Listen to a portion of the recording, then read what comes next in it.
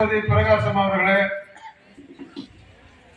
தகவல் தொழில்நுட்ப அணியினுடைய அமைப்பாளர் தம்பி தமிழரசன் அவர்களே, பேரூர் கழக 9 கிளைக்கழகத்தைச் சேர்ந்த கிளைக்கழக செயலாளர்களே, கழக தோழர்களே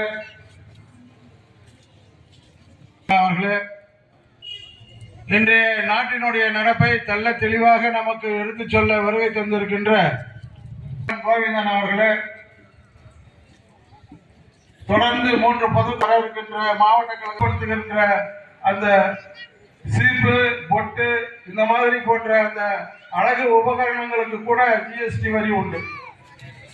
அந்த ஜிஆர்எஸ் இருந்தாலும் கூட நம்முடைய தமிழக முதல்வர் அவர்கள் திட்டங்களை நல்ல முறையில் வகுத்து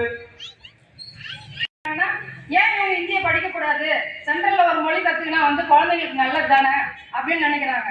இந்திய கத்துக்கின எல்லா வட இந்திய மொழிகளும் பற்றி பேச போகிறானோ அல்லது அதையெல்லாம் கடந்து இப்படி திராவிட ஆட்சி நடத்தக்கூடிய இந்த 4ஆண்டு சாதனையை பற்றி பேச போகிறானோ அல்லது அதான் கடந்து இந்த 4 ஆண்டு காலத்திற்கு முன்பே ஒரு 10 ஆண்டு காலம் தமிழ்நாட்டை பால்வடித்துக் கொண்டிருந்தார்களே படுபாவிகள், அவர்களை பற்றி பேச போகிறார். பாயாசம் அவனை பற்றி பேச போகிறார்களா அல்லது உதிரிகளை பற்றி பேச போகிறாரா?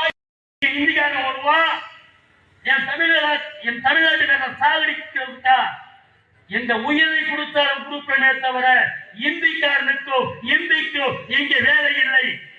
ஒரு வேலைக்கு நாளைக்கு மறுநாளோ இங்க கூட்டம் போடு சேரம் ஒன்னா 2026 திமுக தான், இல்லைன்னா தூக்கு போட்டு சாவரம்.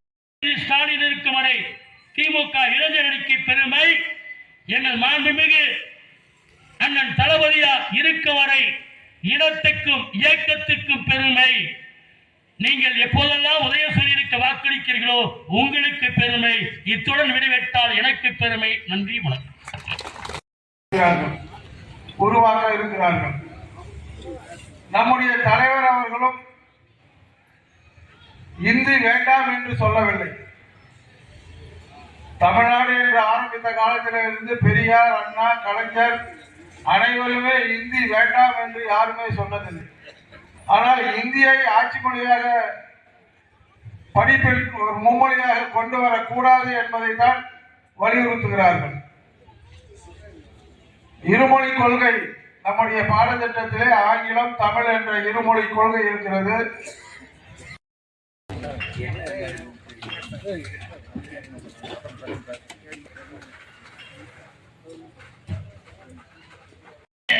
படித்த பிள்ளைகளுக்கு 1வது 5வது முறை காலை சிற்றுண்டி வழங்க வேண்டும் என்ற நோக்கத்தோடு பல்வேறு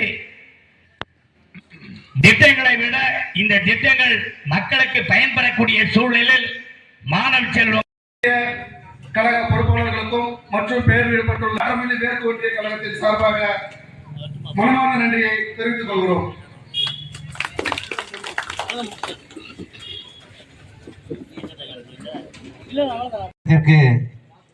சிறப்பான முறையிலே ஒளி